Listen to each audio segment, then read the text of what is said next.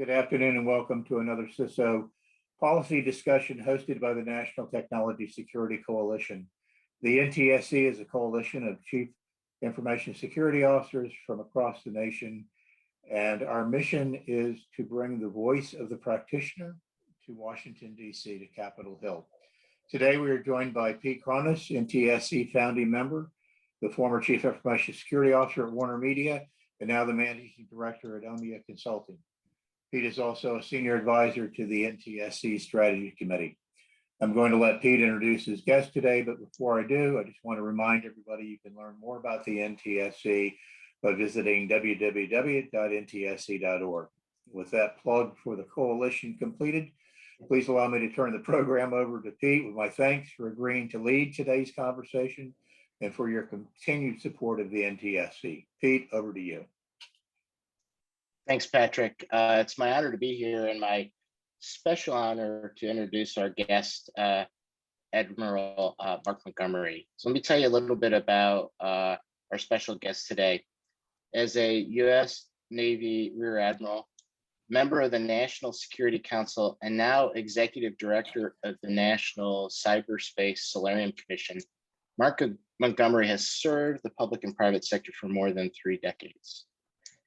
He's in this unique position. He's at the nexus of national security, cybersecurity, and public policy. So he has a unique perspective into the current and future state of cybersecurity. So Admiral Montgomery, thank you for your service to our country, to the cybersecurity community, and especially for joining us today. We know you're very busy.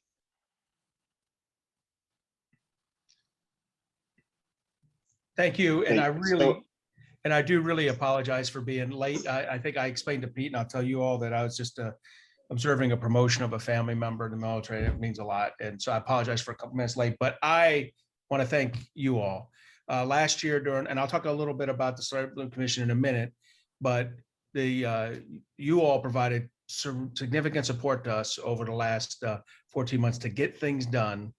And then very specifically on 1 or 2, working with Patrick and George, we were really able to get actual legislation passed on the Hill that you needed. And a lot of organizations I work with ask for help.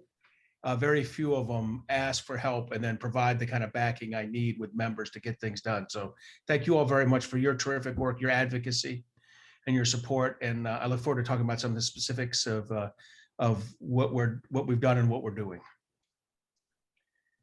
Yeah, wonderful. Well, thank you for that wonderful feedback. Well, let's talk a little bit about your work with the National Cyberspace Solarium Commission. Look, I'll tell you that there are probably a lot of security practitioners out there who aren't really familiar kind of with the work you do and the collaboration you've had with the NTSC. So tell us a little bit about the Commission's mission and maybe some of the key priorities. And I think it's probably really interesting. You get this great perspective. How do you think the Commission and those key priorities will help, the folks on this call and the broader cybersecurity and technology ecosystem? Okay, thanks. That's a big question, and a good one. So first, our background, very quick. One thing Pete didn't mention in my bio, and it was a shorter stop for me, but I did work at the Senate Armed Services Committee for John McCain as his policy director for 2 NDAA cycles.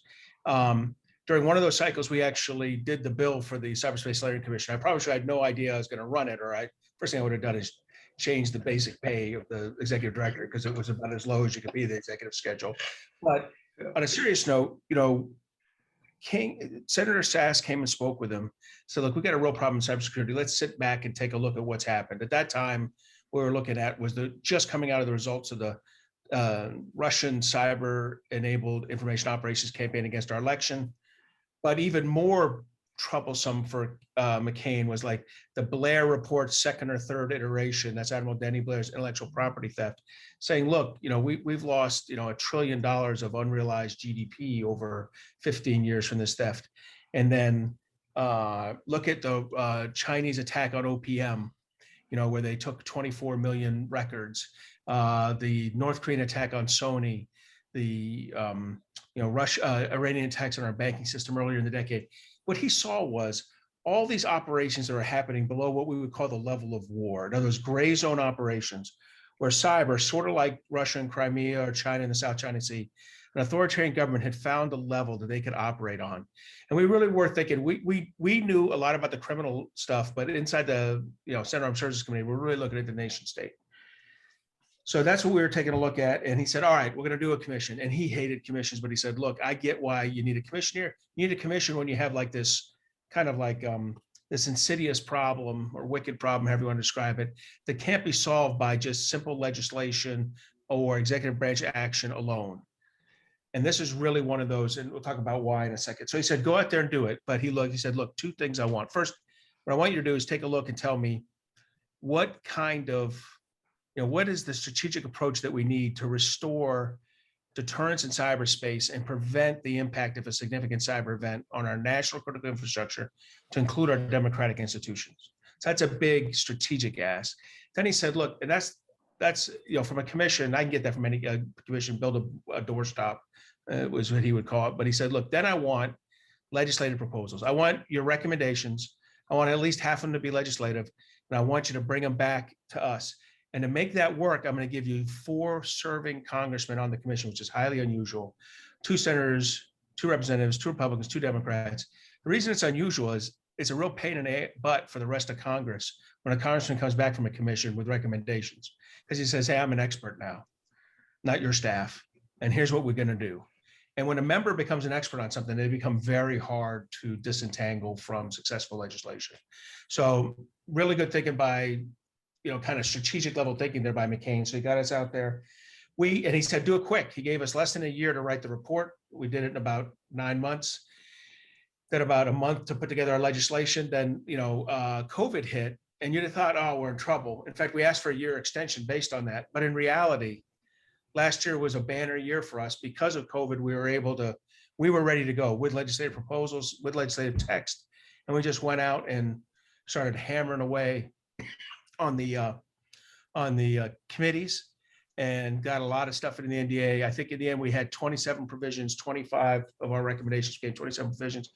We had a total of 82 recommendations. We have another 15 that were executive branch that have been accomplished. They tend to be slightly lower hanging fruit that didn't need legal legislative language.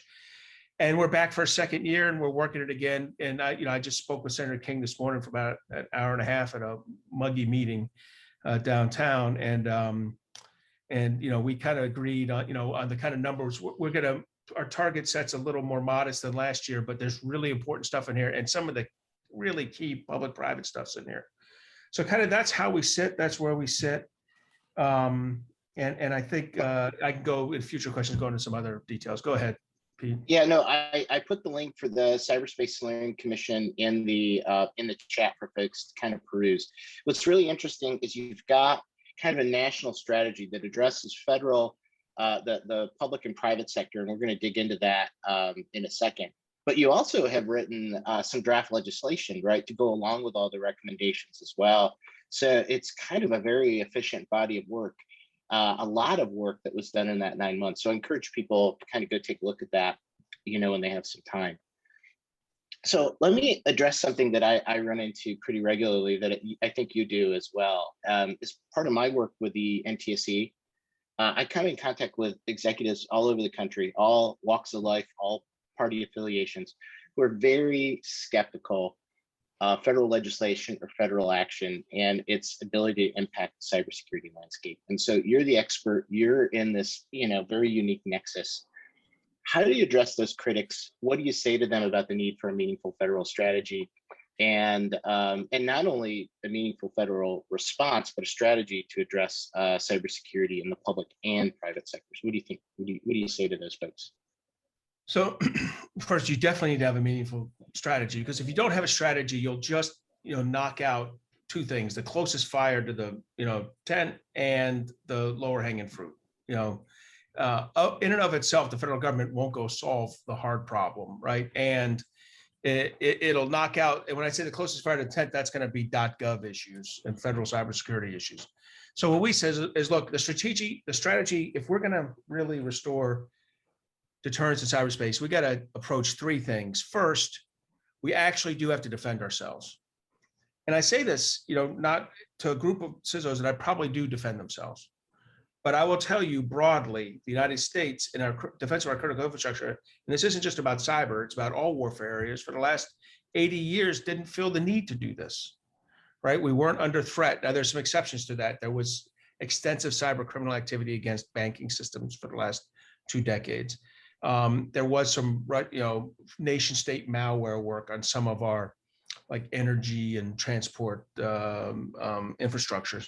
But broadly speaking, the separation of the Atlantic and the Pacific, good neighbors in Canada and Mexico, we weren't feeling it.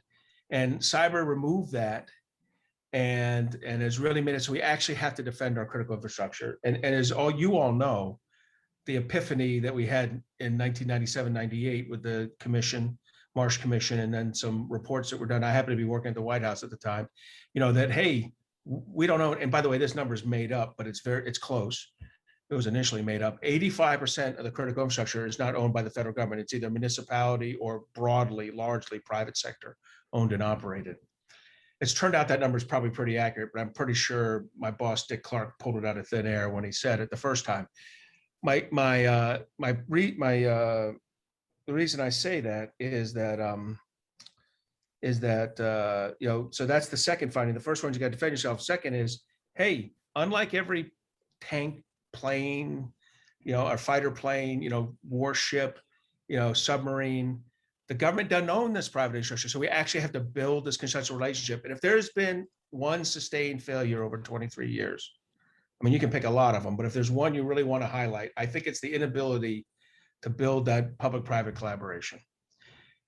And then the third thing was, hey, we really do need to mix offense and defense. I always find it, mildly charming when they have like, we're gonna have a debate. Is it the offensive cyber or defensive cyber? And I think almost every time you end up with a shocking answer that it's both, but part of both means you actually have to be good at both. And good at both means good at all elements of it, the law enforcement element, the economic sanctions element, targeting properly, the diplomatic actions, work, getting allies and partners on board, and then also the cyber tools that are necessary to impose costs on adversary.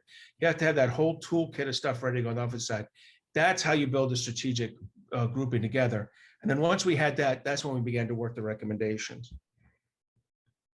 So you mentioned, a significant amount of, the technology infrastructure that not just supports the critical infrastructure, but the economy is in private hands. So let's pick at that theme a little bit, something very near and dear to my heart. Let's talk a little bit about supply chain security, everybody's favorite topic.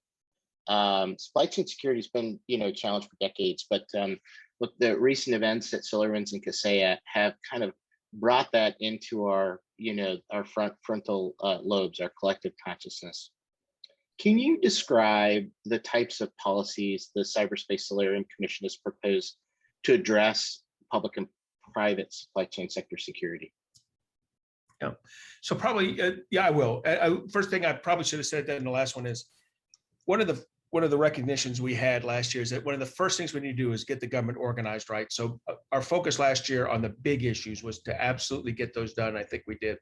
Created the National Cyber Director, the first one of which is up and running with Chris Inglis.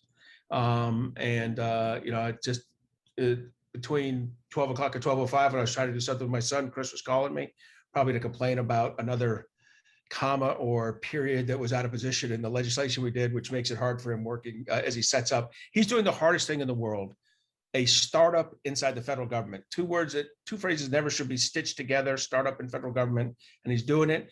And when he's been talking to like the old hands at the White House, none of them have built something like the last one was USTR. ONDCP and USTR about the same time. Maybe it was ONDCP, but it was, 30 years ago. They haven't done this. They've done small little 5 and 10 person climate offices, these kind of things. They have not done a full cabinet level, principals level federal office. So let's talk about how that's different from the cybersecurity czar and the work that Richard Clark did and subsequent folks in that role did. How is this different from that? And we'll come back to the question on supply chain in a second. So first is, and I worked for Richard Clark as the cyber czar, and he was one of our strongest advocates of both the NCD and Chris Inglis as the first NCD. We spoke to everyone who had the position except obviously the late Howard Schmidt. But and I knew what Howard thought. He and I have spoken about this in the past because he worked with us a little bit at the tail end of my time with Dick. But the biggest difference is it's congressionally confirmed. That is critical. Look, you've got to be able to work with Congress. You got to be answerable to Congress. You got to be oversight by Congress, and you've got to be able to leverage Congress. These are all things that the National Security Council cannot do. So the number one thing is that relationship with Congress. The number two thing is for the National Cyber Director, cyber is the number one priority and critical infrastructure protection, I guess, within that all the time. There's a problem with, Gazprom, with Nord Stream 2, with the German, no, not his problem. Cyber is his problem. Critical infrastructure is his problem. Working that issue with the private sector. When the private sector calls and says, we want to talk about this, cyber, critical infrastructure, he can talk about it. He's not going to have some other issue that he has to work through if he was at the NEC or OSTP or even particularly the NSC. This is it. This is that kind of level of strategic leadership. I cannot tell you, there is no explanation other than a lack of strategic leadership for the condition of the federal cybersecurity workforce. I'll just say it has been undermanned. It's been at 63 to 67% manned for 23 years. I come from a military, 32-year background. If, as an admiral, I had a unit that was undermanned for 2 years straight at 67%, they'd find a new admiral. Certainly, by the 23rd year, they'd have found about 11 new admirals, right, to run that thing. And my take, we've been running the federal cybersecurity workforce for 23 years at 63% manned, and we tend to give each other work bonuses. Congratulations, you kept it at 63%. There's just not the vision to get it to 100%. There's not the strategic direction that I am going to shake this tree till you get there. And that's because, like many federal issues, the workforce issue spread across 4 well-meaning but under-resourced, and no one wants to say, I am the lead. I am the one. I am responsible. Well, now we wrote into law, the National Cyber Director is responsible. So 2 things. One, this congressional relationship, which is going to be critical. 2, the fixation prioritization on it. And 3, I guess it'd be a third one, the strategic leadership. Those 3 things are going to make it unique. But that isn't the only thing we did. We also strengthened CISA greatly. And look, CISA, it was, over the last 3 years, has really done a great job with its public, interaction with private sector leadership. And Chris Krebs is phenomenal in that regard. I would tell you that it is a startup inside the federal government. So I go back to my earlier dumpster fire analogy, which is what Chris is having to deal with, except this was a 2,500 person version. And it needs tons of managerial oversight to get right. It needs to have a lot more people, a lot more resources, a lot more programmatics, a lot more infrastructure, a lot more. And it was never going to get it in a constrained DHS, DOD environment, their budgetary environment that operates in. So we did things to open that, peel open the can opener on that. We're already seeing a lot more money flowing in. I'd say there will be a 20% increase in its budget this year, as opposed to the 5% that it could get out of OMB. And there'll be a lot of other things happening, but also getting the right number of people is going to be critical. So, and there's a few other places where we reorganized, but I think getting the government right was the first thing. I think the other place. No. I want to dig into that a little bit, because getting the government right is great, but you've got the threat that's evolving. So how long do you think before this new kind of organization is organized in a way that you think they're going to be making kind of strides, not just protecting the federal government, but helping to improve the ecosystem in the private sector as well? What are your thoughts on that? So 3 things I'd say in this. The first one is, if you're asking me, when are they ever going to stop reorganizing? Never. No. The private sector is really good at that too. So, well, and the more important point of when are they going to be having an impact? I'd say soon, and even sooner than I expected. But that's because of all the negative publicity associated with the current attacks. I think that's helped. It's certainly given Ann Neuberger a good head start at the NSC, which is something we had not expected would happen, but we're glad to see did, in the sense of we're glad to see it's happening. We're uncomfortable about why it's happening, which is that the high level of bad news we've had over the last little bit. But I think they're going to get traction. I think Chris will have traction by next by the end of this year. And then he'll really be Yes. making a difference. And we're giving him a lot of people. Look, he's not going to get to 75 people by the end of this calendar year. He'll get to 75 people in the middle of next year sometime. But he's going to reach a critical mass of get stuff done. And, we've never had a cyber lead in the White House with more than 7 or 8 people. And often it's been 2 or 3. Sometimes it's been 1 or 2. So now we're going to have someone who can have 5 or 6 budgetary experts, 3 or 4 systemic, how do you build that public, private, the the ligature of that experts. We gave Chris, he will use it to some degree and not use it to some degree, a manpower plan, for how to set up the NCD, and he'll do that. But I think he's going to have a whole element looking at budget and net assessment, have a whole element looking at that private public ligature. How do we get that better?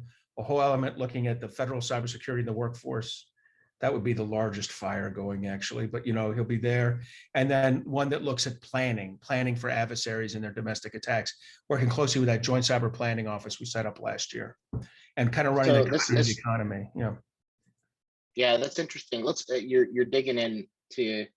I'm supposed to be leading you into the next question. You're actually leading me into these next questions. So I appreciate that. If you're advising the Biden administration, you've talked about the work that Chris Inglis needs to do. What are the key priorities to helping improve private and public sector cybersecurity? You've talked a lot about what he needs to do to build the structure.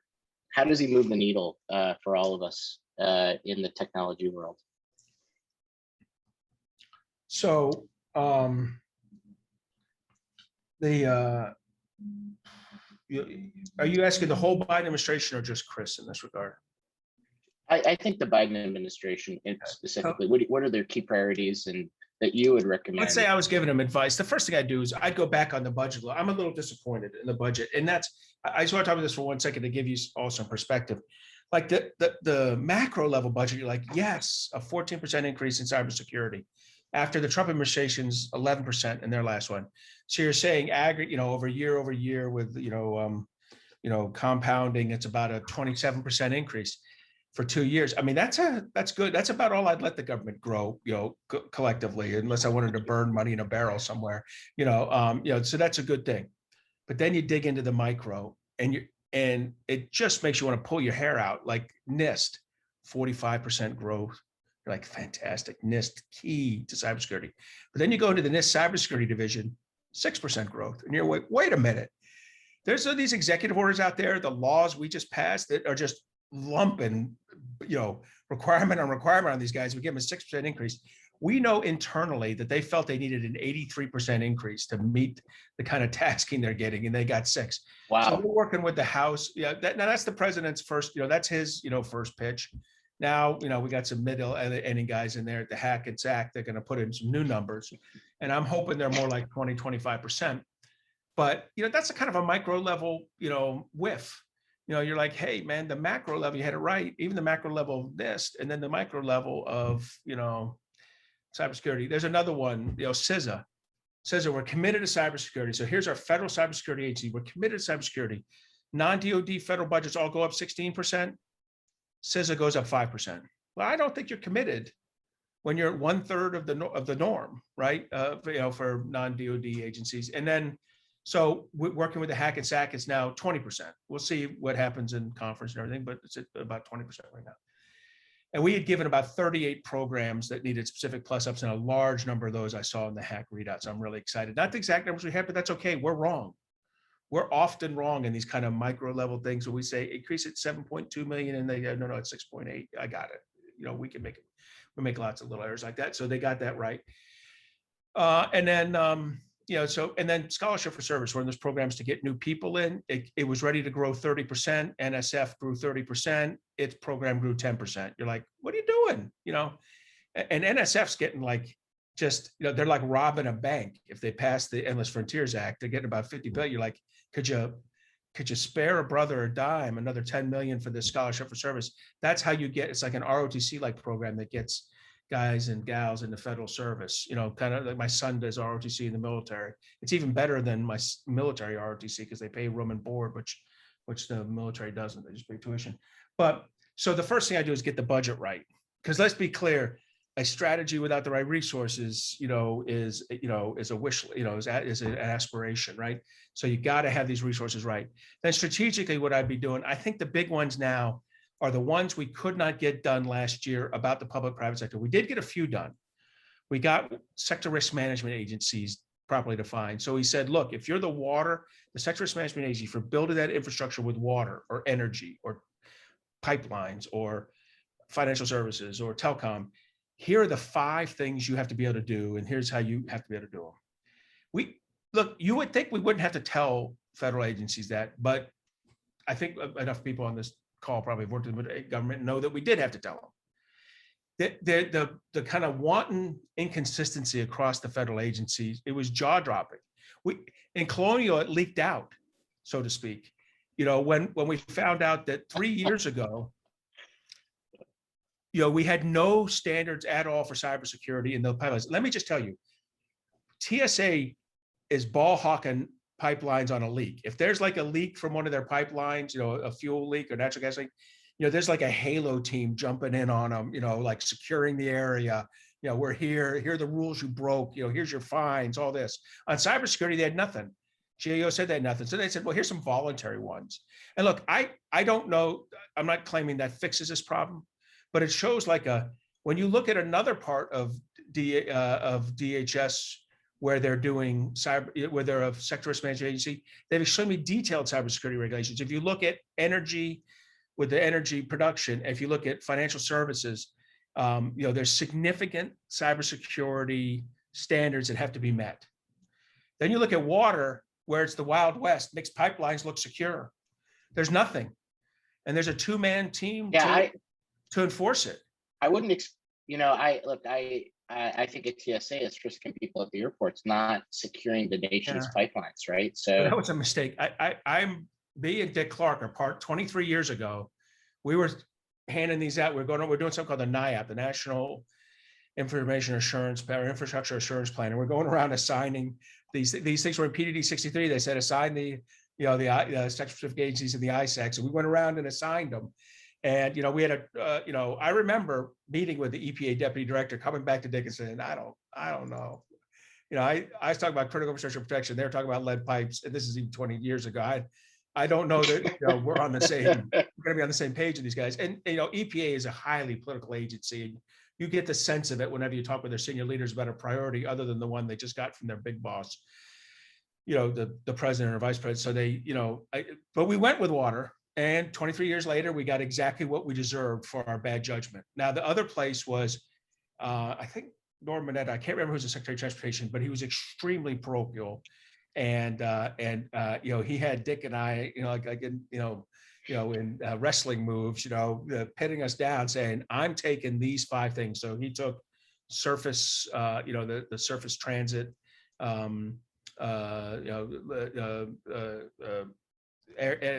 sector. He took the pipeline sector. He took the airline sector. He got all 5. So Department of Transportation had 5 sectors. Well, as you know, with the TSA, the DHS, and the breakup of TSA, FAA, Coast Guard, 3 of the 5 left the Department of Transportation. And they're kind of in this weird limbo where you're exactly right. You think TSA, I'm like, but they have it. That's who has it. And they do a good job on other parts of pipeline. Now, they do a not good job on other parts of pipeline too, I think is a GAO finding, but it's a mixed bag in there. I'm not sure that transportation would do any better on it. I think energy would. I don't know that that's one of the choices coming up. We told them to do a review of that last year's NDA pre-Colonial. So not that we were thinking about Colonial, although we did list pipelines as one of our question marks, along with water, rural energy distribution, and healthcare. Healthcare is another one where there's a slight avert your eyes gaze on how well the federal government helps, these large industries out there, in their cybersecurity, and how much they want to be helped. Yeah. Well, and look, that's a great question today. So I think what we've seen is you get this, this federal government trying to kind of evolve with these new ransomware attacks. Are certainly not new, but certainly the profile and the vectors are much more aggressive than what we've seen just in the last few years. And so you've got the federal government kind of struggling to try to figure out how to get a handle on this problem. So one of the things that we're seeing as a response, certainly not a solution, but a response, is a lot of momentum around private agency, excuse me, the private sector and public agencies around kind of notification to federal agencies in the event of the breach. And I think Patrick was telling me CISA has a voluntary program that launched, I think, today. There's some rewards as well for identifying threat actors, apparently. And then, so let me ask you, like, where do you draw the line of reporting to notification? I have a follow-up question. It's going back to supply chain as well. What's your philosophy in the notifications? And let's start there. So first, I would say this, that it's, when we talk about ransomware in general, I do want to say first off, before we talk about notifications, it's a three-legged stool, right? That's how I look at it. There's three things that have to be worked. Number one is you're going to have to defend yourself better, companies and municipalities. And I hate to say it, use the old bear analogy, but it's not that you have to defend yourselves perfectly. You probably just have to defend yourselves, just like you have to run from the bear only slightly faster than the two people next to you. You probably need to defend yourselves better than those. You need to make yourself a less appealing target. And look, Right. If I was slightly cynical, I'd say ransomware has done us a favor. Now, this favor is getting pretty ugly, but in terms of raising the understanding, and you guys all understand this as well as I do, that for years cybersecurity criminal behavior was targeted at banks because that's where the money was. But ransomware has exposed that you can monetize data, and in numerous ways. One, I can monetize data in the sense that I can deny your access to it to operate either your field operations or your business operations. I think we all know now Colonial was more of a business operation, but they may not have been able to account for their fuel operations, and therefore it impacted the field operations. I mean. So one, they can deny that access. Two, they can, rummage through your CEO and your general counsel and your ethics groups emails and create reputational damage to your company, or threaten to do it. And that's probably when they're doing ransomware on like a family office or something like that. They might better do that. And then three, they can they can start to release your customers' data, and you can lose the trust and credibility with your customers.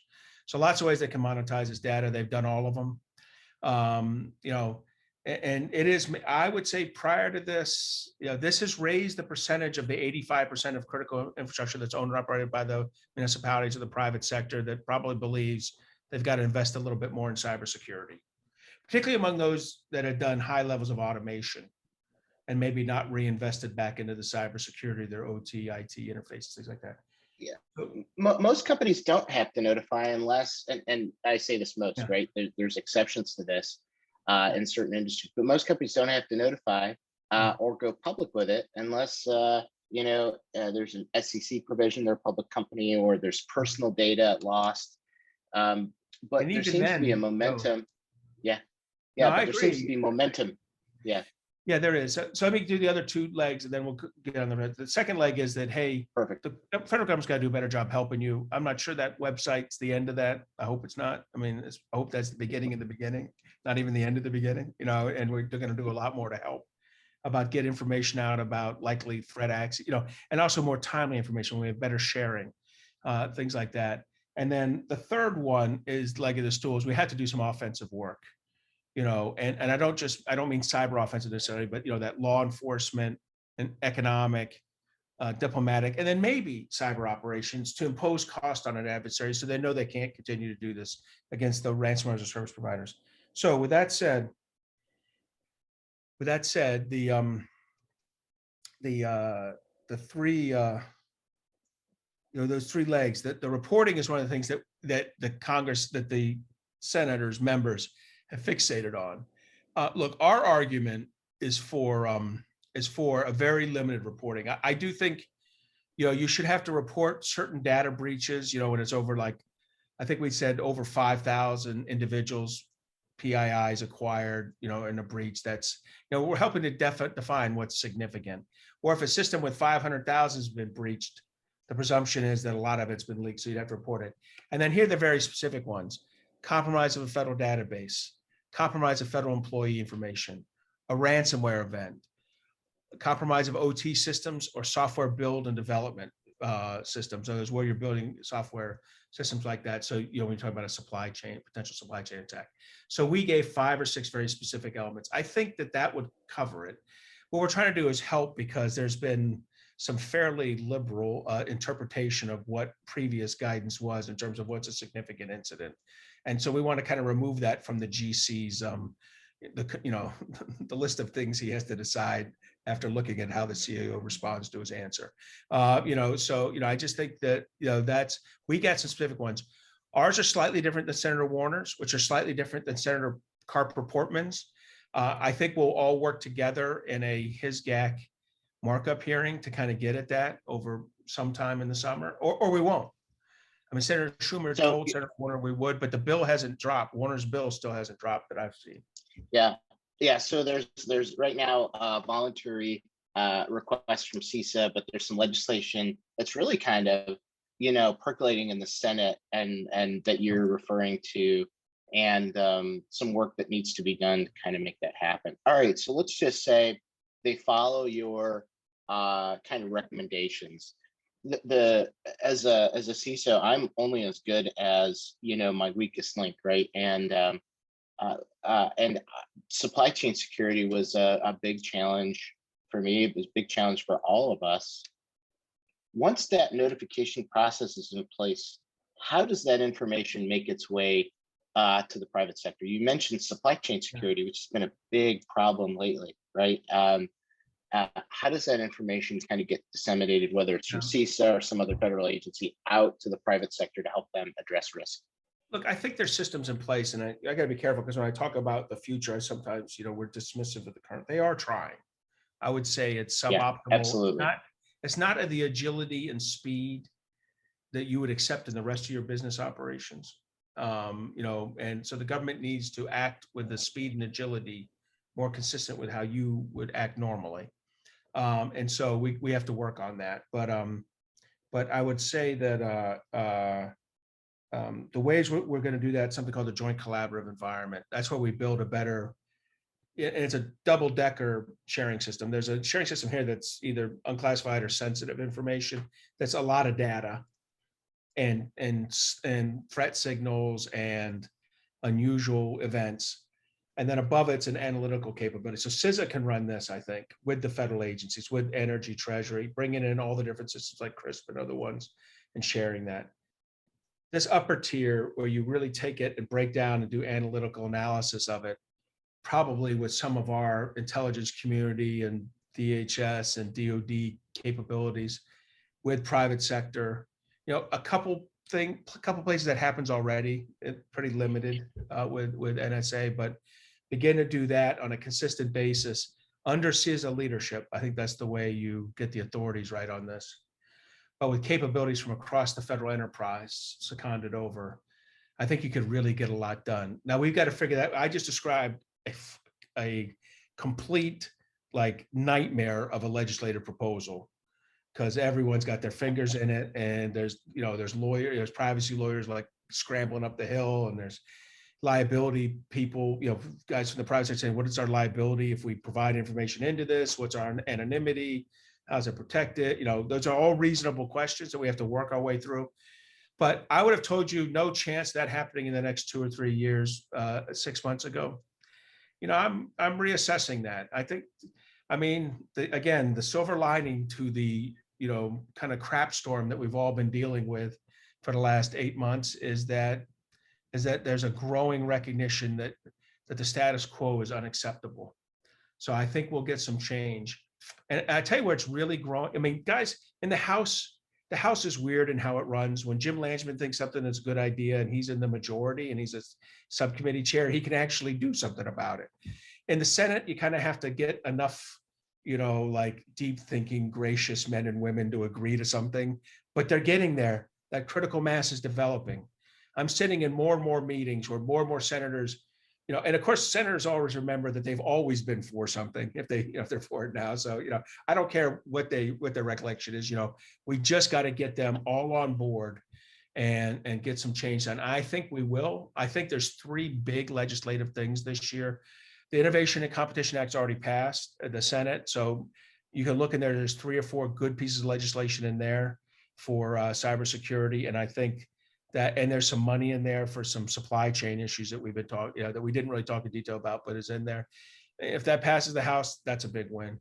The bipartisan, the 20-member bipartisan infrastructure bill has a lot of resilience in it, and there's a number of good things in the energy and resilience area, and there might even be something in the water. I'm not sure yet, but as that comes together, and of course that likelihood of that passing, I'm the wrong guy to get the temperature of that, particularly in the House, but that would get something done. And then finally, we've got the NDAA, like the last train leaving, Saigon, we're all jumping on it, throwing our bags in there, and we'll see what happens with that one. But, I think we can get a number of things done in there if they've been through markup in the relevant committees.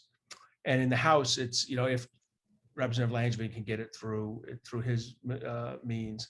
So I'm feeling very good about we have a number of vehicles. And again, I'm not expecting the kind of year we had last year with 25 or 27 recommendations provisions. It'll be a smaller number, but I think there's some targeted ones in there, and it's much more about the public-private sector. We do have a few other things in there about extending the CISA director to a 5-year term, a couple studies inside the DoD, things like that. But the vast majority about building that public-private collaboration.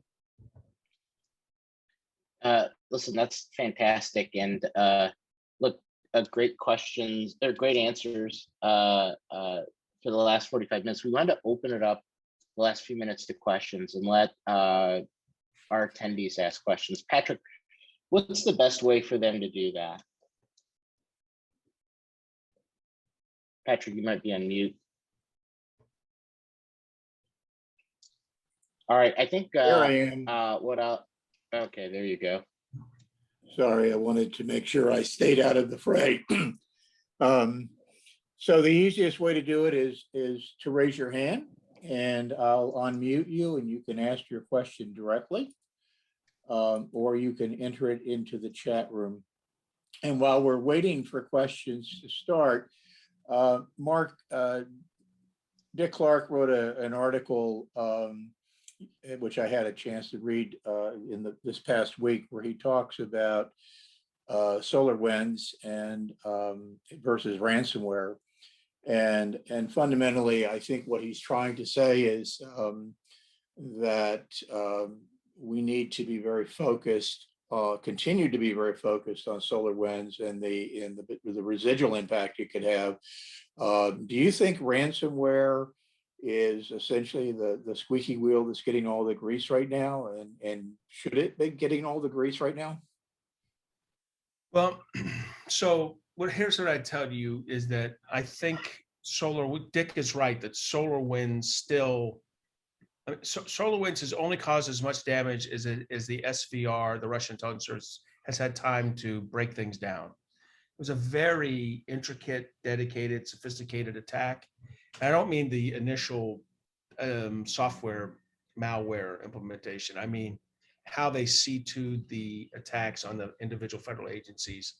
I'm not as smart of what they did with companies, but the amount of access they created for themselves and the amount of mischief, further on malware they could have installed through that is pretty significant.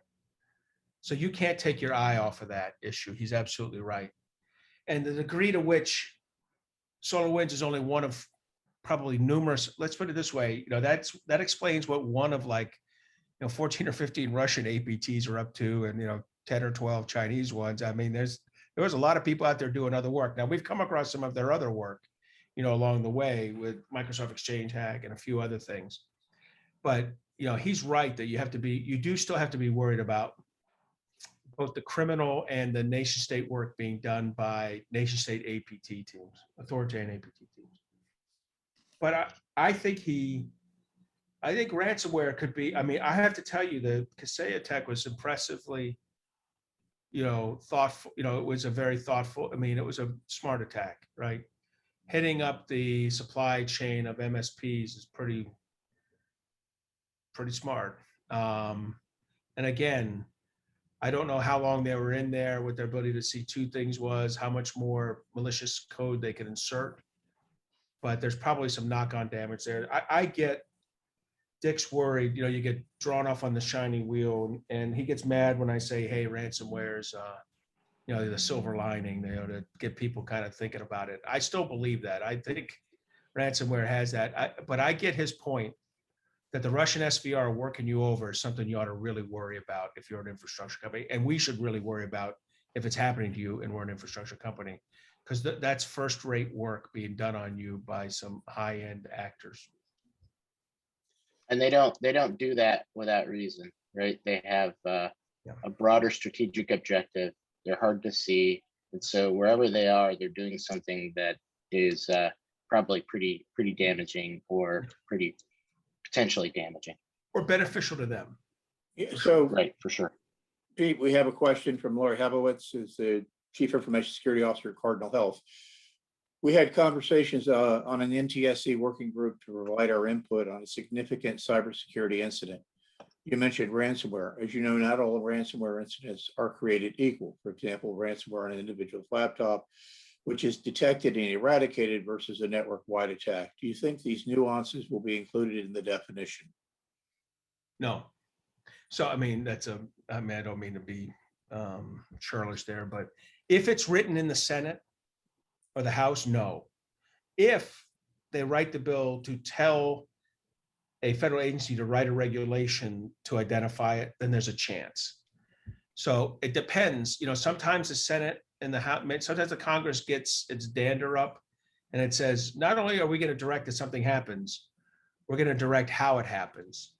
I would tell you, as someone who has had to write that legislation for miffed Congress, particularly Senator McCain could become miffed, I would say. So anyone know what that was? Sorry. No, that was, yeah, sorry about that. So especially McCain would make it, so you do not want Congress rewriting the law. You want a federal agency rewriting the law, I think is the best way to look at it. Can you talk about how, Congress uses, like how NIST has been authorized in the past to kind of define those requirements? Like Congress says, NIST, thou shalt do this. Maybe give an example for folks, because I think that's really important. They've got such a great reputation for public-private partnerships. That for folks who might not be familiar with it, it'd be great to hear your perspective on it. I think NIST is the right answer to a lot of questions. The questions that begin with, how are we going to tell people what to do, right? I get that. Here's my worry. In the cyber world particularly, but in other elements of infrastructure protection, the speed of refresh is becoming shorter and shorter. The list of crap we want NIST to do is getting longer and longer. The complexity of the issues they're handling are getting larger and larger. I mean, this is not good mathematics, right? So unless you dump a ton of money into that program to hire the right people and get it going, and then I revert back to my previous earlier comments at the very beginning, that in a world where they got 45% increase at NIST, the cybersecurity division got 8. Now, look, things are written in other parts of NIST that did get money, but I don't think that there was a truckload of money dumped off in all the right spots. So NIST is important. It's going to be tough for NIST to be the agile, speedy provider that's necessary without someone strategically recognizing that and giving the money. That's where, in my mind, the difference between the NCD and OMB. So OMB reviewed Commerce's budget, NIST budget, and approved it. Said, yep, that does exactly what President Biden wants, which of course it didn't. I think the National Cyber Director in his review will have a different take on the NIST budget.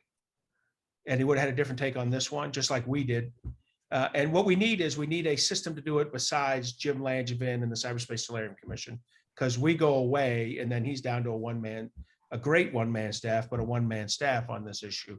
So, we need the NCD with 6, 7 former OMB pads and other or agency budgeteers to be looking at 102 federal agency budgets to make sure they're all right. Wow. But that's how many there are. But That's it. there's 20 FISMA. I mean, there's different levels. I'm the EOC commission, which has 23 people, like what, half a server, that's an easy job. DHS with 19 federal agencies all trying to break in a different direction simultaneously, that's a different job.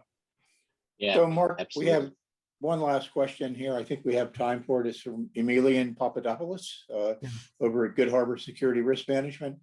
There has been chatter about visibility blind spots after recent incidents, seemingly in advocacy of NSA USG threat hunting and US networks. Hey, Patrick, we lost your audio.